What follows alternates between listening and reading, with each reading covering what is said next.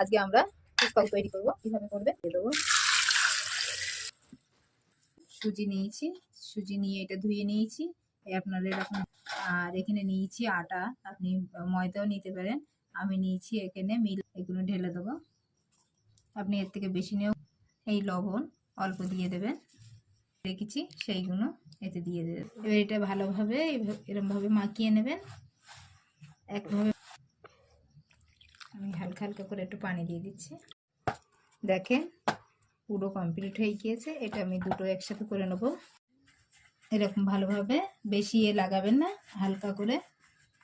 বাড়িতে ছোট বোতলের মুখ দিয়েও কেটে নিতে পারেন, এইভাবে কেটে নেবেন, একবারে হয়ে যাবে আপনার।